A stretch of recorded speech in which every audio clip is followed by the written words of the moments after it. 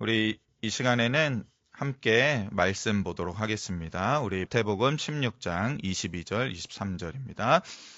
베드로가 예수를 붙들고 항변하여 이르되 주여 그리 마옵소서, 이 일이 결코 주께 미치지 아니하리이다. 예수께서 돌이키시며 베드로에게 이르시되 사탄아 내 뒤로 물러가라. 너는 나를 넘어지게 하는 자로다.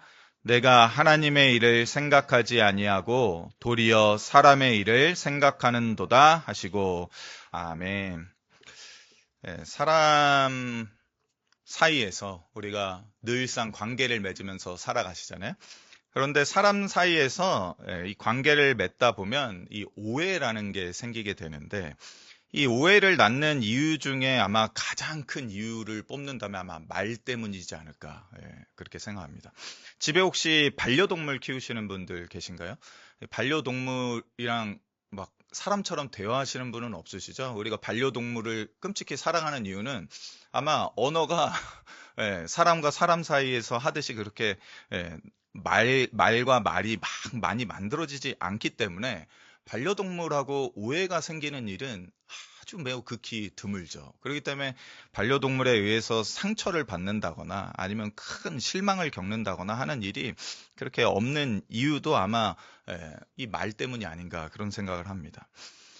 이 내가 또는 다른 사람이 나에게 어떻게 행동했는가, 이것 때문에 우리가 오해를 쌓기도 하는데, 이 행동 때문에 시작된 오해가 말 한마디 때문에, 서로 전해지는 말 한마디 때문에 그 오해가 확신이 되곤 하죠. 그래서 사람 사이에서는 행동도 조심해야 되지만 특히 말을 조심하라라는 그러한 얘기를 어려서부터 저도 어머니로부터 숱하게 들었죠. 어디 가서, 학교나 교회 가서는 행동 조심해라. 그리고 꼭 말 조심해라. 말과 행동을 항상 조심해라. 우리가 이런 말 늘상 많이 들었을 뿐만 아니라 많이 하기도 하지 않습니까? 지금도. 그런데 오해에도 좋은 오해라는 게 있죠. 오해가 꼭 나쁜 건 아닙니다. 좋은 오해가 있어요. 그런데 어떤 거는 별것 아닌 오해, 그냥 잠깐 지나가는 오해도 있는데, 어떤 오해는 최악의 결과를 낳는 오해도 있다는 것입니다.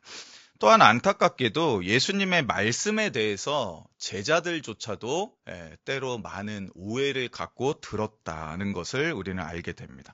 그리고 그들이 이 예수님의 말씀을 오해하자 그 결과가 최악의 결과로, 좋지 않은 결과로 이어지게 되는 것을 우리는 볼 수 있는데, 바로 그 본문이 아마 오늘 본문이 아닐까 싶습니다. 제가 예전에 오늘 본문을 가지고 이렇게 설교하던 목사님한테 들었던 아주 재미있는 예화가 하나 있었거든요. 근데 실제 있었던 일이었어요. 오늘 본문 잘 아실 것 같은데, 이제 한 교회에 이제 오래전 일인데 부흥 강사님이 오셔서 2박 3일간 사경회, 요즘에도 그렇게 하는 교회들 좀 덜어 있을 텐데, 사경회를 너무나 뜨겁게 은혜롭게 잘 마친 겁니다. 그리고 마지막 날 이제 인사를 쫙 하고 다 나가는데, 그 교회 이제 시무 장로님이 너무 은혜를 받아서 그 부흥회 강사님 손을 꽉 붙잡고, 목사님 말씀 너무 좋았습니다. 말씀에 너무 은혜 받았습니다. 이렇게 하니까 그 부흥회 강사님이 탁 서갖고 그 손을 탁 부리치더니, 사단아, 내 뒤로 물러나라. 너는 나를 넘어지게 하는 자로다. 이렇게 선포를 하신 거예요. 그래서 그 일이 그냥 그렇게 이렇게 어색하게 이제 끝난 것 같았는데, 그 다음 주일부터 그 장로님이 교회를 안 나오시는 거예요. 그래서 오늘 몸이 아프신가? 2주가 지났는데 또 안 나오셔서 전화했더니 뭐라고 이렇게 변명하시고, 그렇게 한 달이 지나니까 담임 목사님이, 시무 장로님이 한 달이나 안 나오니까 어떻게 하겠습니까? 이제 가정에 이제 신방을 갔죠. 그래서 장로님 무슨 일인데 왜 교회를 안 나오십니까? 그랬더니 그 장로님이 가만히 있다가 한마디 꺼내는 게, 목사님, 사단이 교회를 왜 나갑니까? 이랬다는, 진짜 실제로 그랬다는 이야기가 있었습니다. 오늘 본문이 때때로 이렇게 잘못 오해돼서 사용되는 경우가 있죠. 예수님이 베드로에게 하셨던 이 말씀은 지금 누군가가 좋은 말씀을 전해주고 은혜 받았습니다라고 답할 때, 나를 교만하게 만들어서 당신은 나를 넘어뜨리는 사단과 같은 역할을 하는 겁니다. 그러니까 썩 물러가십시오 할 때 사용되는 그러한 말씀이 아니라는 것입니다.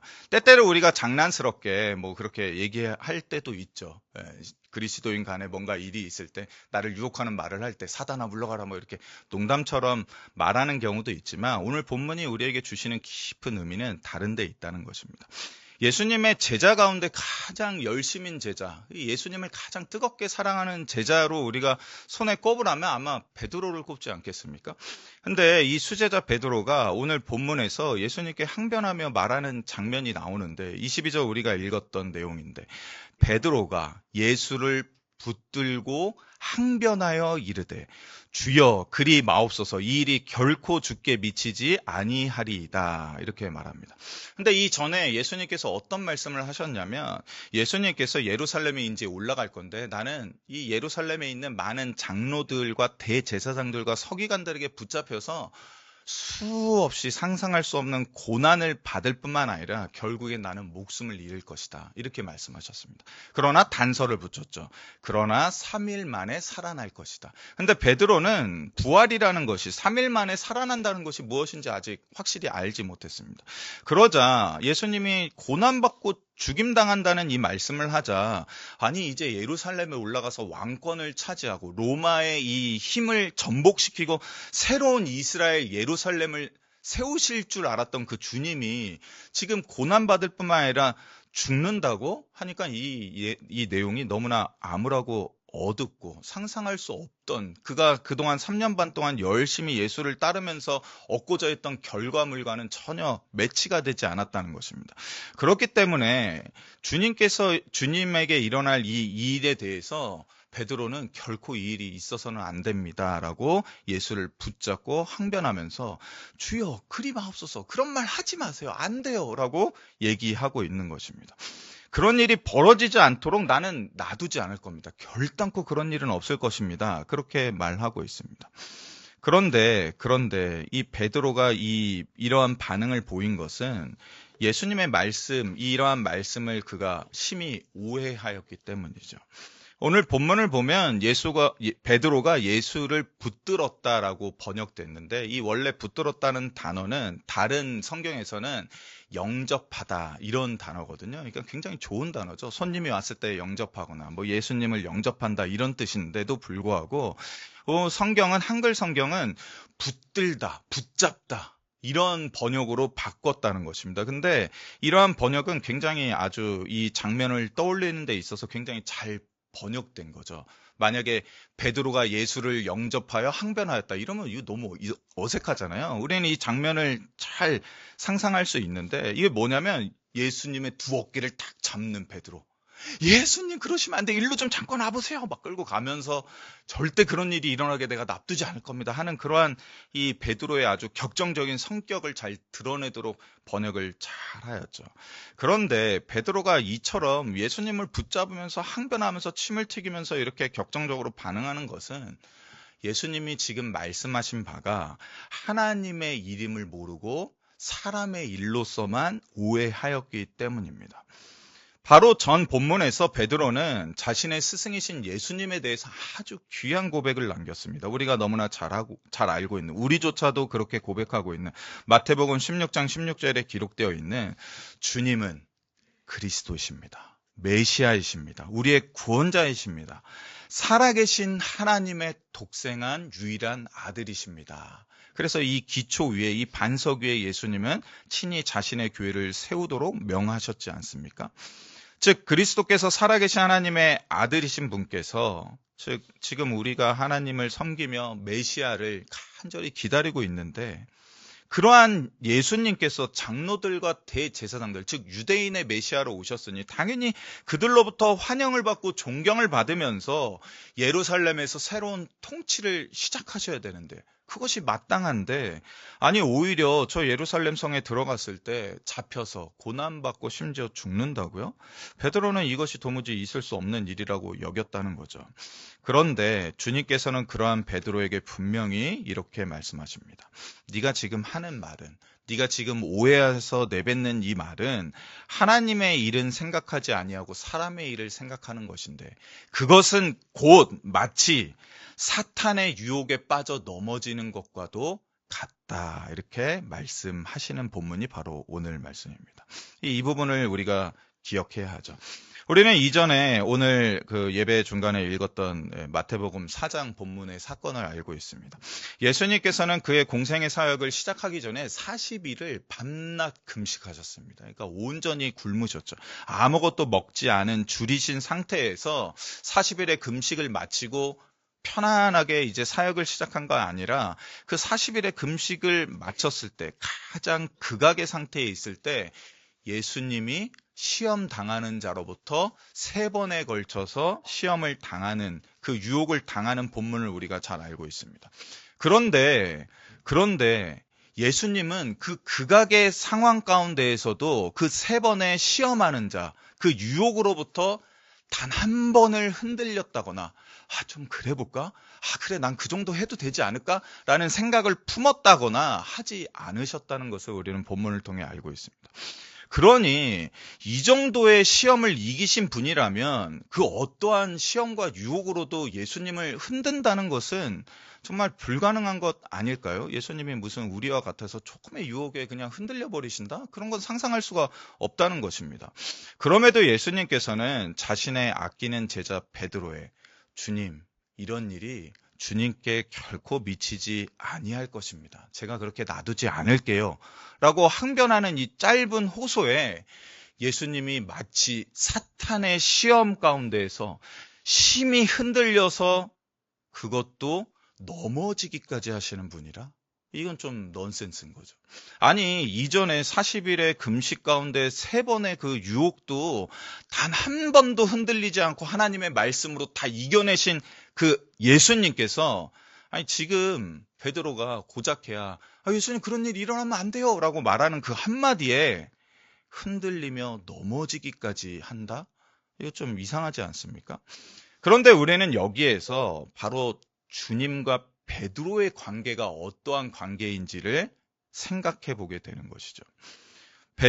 주님께서는 이런 말을 하는 베드로를 향해서 이전에 광야에서 자신을 시험하던 자에게 하셨던 말씀, 곧 사탄아 물러가라 라는 이 동일한 말씀을 베드로에게도 하셨지만 광야의 시험에서는 그 심히 줄이신 상태에서도 결코 단 한 번도 흔들리지 아니하셨던 유혹과 그 시험에 내가 잘못하면 넘어질 뻔했네 라고 말씀하시지 아니하셨음에도 베드로의 이 짧은 호소에는 흔들리며 넘어지기까지 했다는 것은 바로 예수님이 사탄하고와는 다른 베드로와의 아주 매우 특별한 관계를 맺고 있으신 분이라는 사실을 우리가 발견해야 한다는 거죠.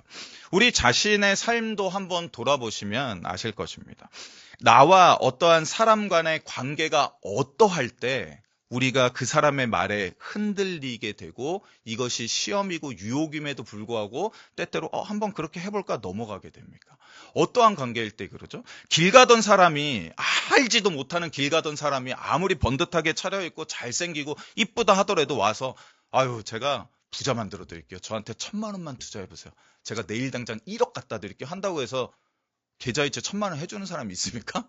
아무도 없죠. 생판 모르는 남인데. 근데 나랑 너무나 잘 알고 속속들이 잘 알고 서로의 마음이 통하고 생각이 같은 그 누군가, 나와 아주 가까운 그 사람이 이번에 헌금 낼 거 잠깐만 좀 묵혀뒀다가 나한테 한 1,000만 원만 딱 투자해봐.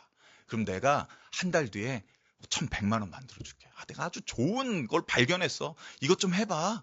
이번에 돈 많이 생긴 거 그거 감사헌금 하기 전에 일단 이렇게 해서 더 부풀린 다음에 그 다음에 더 많이 감사헌금 하면 좋잖아. 이런 말 들으면 이 사람하고의 나의 관계가 끈끈하기 때문에 거기에 걸려 때로 넘어지기도 하고 흔들리기도 하는 거 아닙니까? 즉 인격적으로 친밀한 관계, 또 친밀할 뿐만 아니라 애정과 사랑의 관계로 엮여있지 않다면 유혹에 넘어갈 일은 없죠. 그럴 수가 없습니다.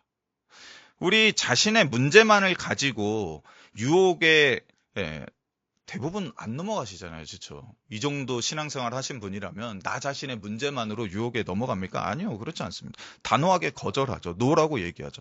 그러나 사랑하는 자녀의 문제가 얽히게 된다면 또는 손자와 손녀의 부분에 있어서 얽히게 된다면 때때로 신앙의 선택보다는 좀 세상적인 선택을 하는 경우가 덜어 있지 않습니까?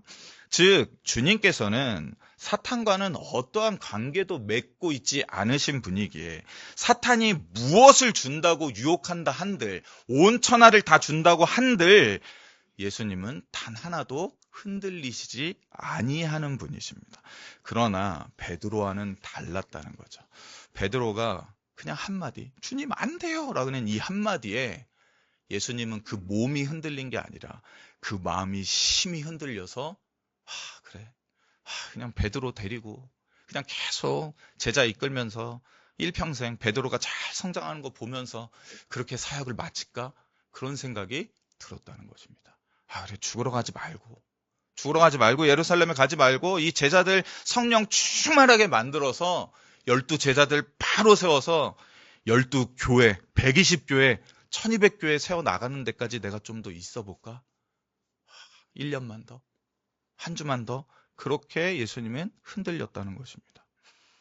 즉, 예수님은 그분을 따르는 제자와 매우 깊으며 진지한 그리고 깊은 사랑의 관계를 지금도 맺고 계시는 분이라는 사실을 이 사건을 통해서 우리에게 알려주시는 거죠.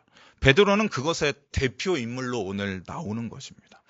그러하기 때문에 그리스도의 제자된 우리 한 사람 한 사람은 이 교회의 공동체를 이루고 있는 우리는 이 땅 가운데서 하나님의 일을 생각하지 아니하게 된다면 지금 교회의 머리 대신 주님이 지금도 살아계셔서 하나님 보좌 우편에 계심에도 불구하고 놀랍게도 우리로 인하여서 그 예수님은 그 보좌 우편에서 흔들리며 휘청이며 넘어져 마치 사탄의 계략에 의해서 교회가 무너져 내리듯이 그렇게 무너질 수 있는 분이라는 사실을 우리가 깨닫기를 원하는 것입니다. 예수님 생각하면 막 로봇 철인처럼 그렇게 생각되지 않습니까? 어떤 것에도 흔들리지 않고 영향을 하나도 받지 않을 것처럼 우리가 생각하죠.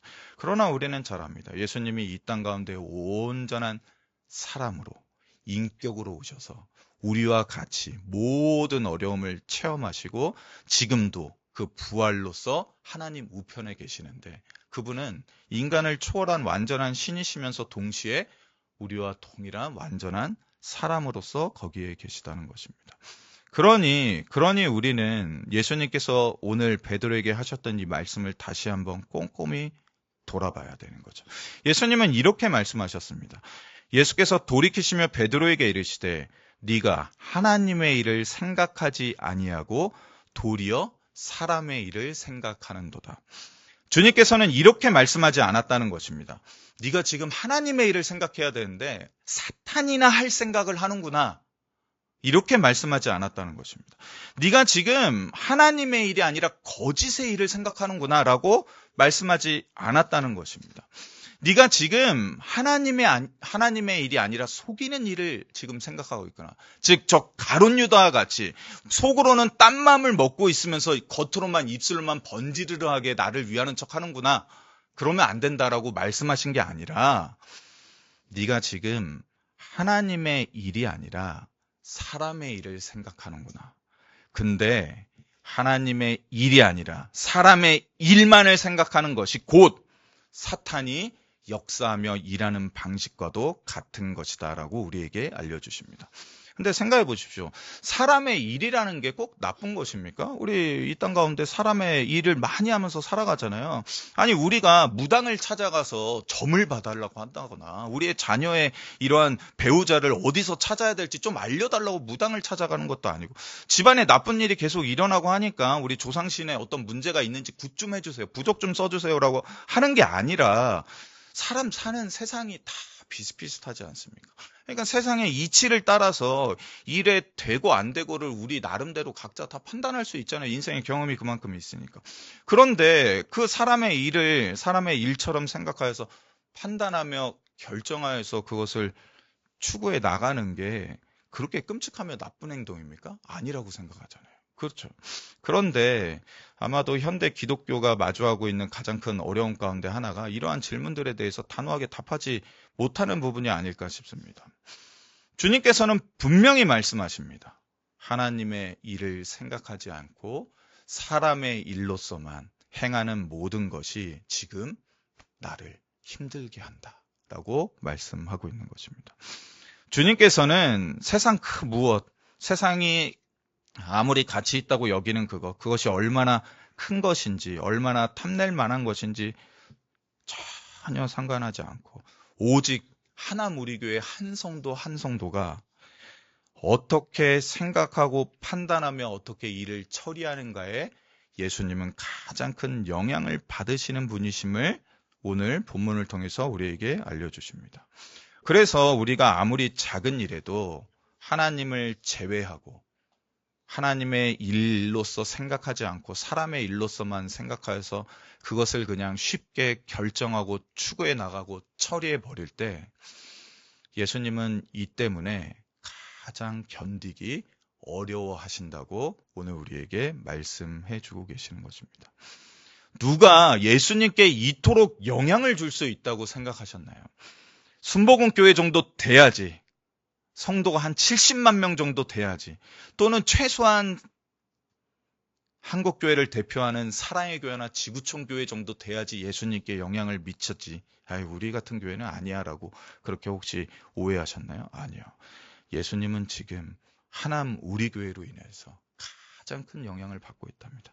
우리 한 사람 한 사람이 교회 안에서, 교회 밖에서, 우리의 가정에서, 우리의 삶의 자리에서, 공동체 안에서 우리가 하는 말 한마디와 우리가 하는 행동 하나와 우리가 하는 판단 하나, 결정 하나가 예수님께는 너무나 큰 것으로 다가와서 때때로 예수님이 흔들려 걸려 넘어질 정도로 그렇게 영향을 준다고 오늘 베드로의 이 사건을 통해서 말씀하고 있습니다.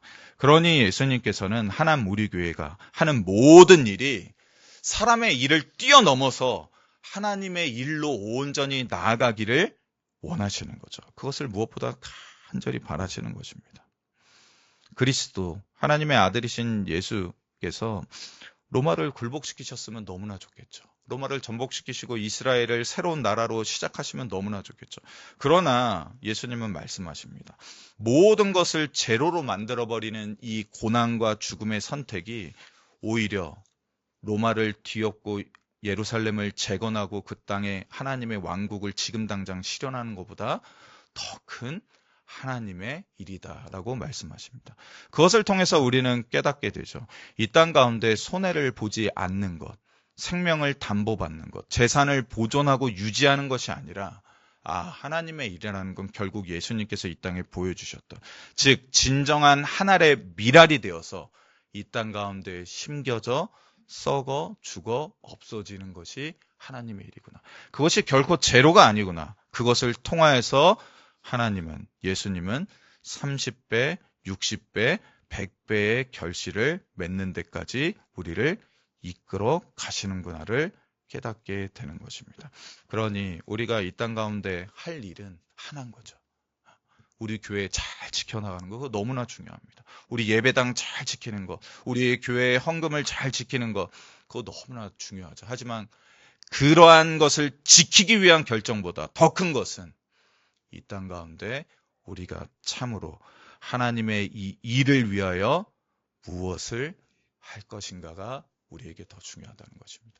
아무리 우리가 교회의 재산을 지키려고, 우리 건물을 지키려고 발버둥 친다 하더라도 그것이 하나님의 일로서 나아가지 못한다면 하나님은 우리 교회 때문에 지금도 고민하고 계시며 예수님은 지금도 근심하고 계실 분이라는 사실을 기억하고 우리가 정말로 해야 될 일이 무엇인가, 우리에게 주신 사명이 무엇인가, 우리의 본분이 무엇인가를 다시금 되새겨서 현실에 안주하기보다는 그렇지.